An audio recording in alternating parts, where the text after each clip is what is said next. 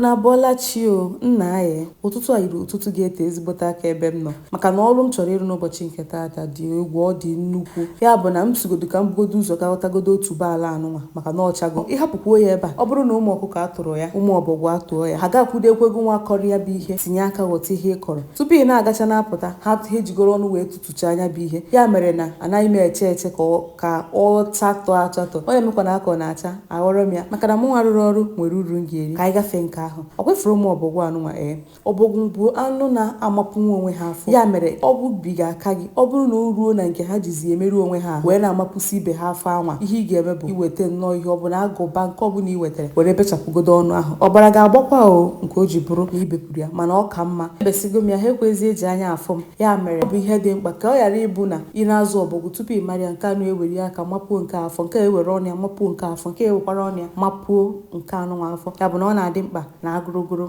ịmabuo ya ọnụ ya.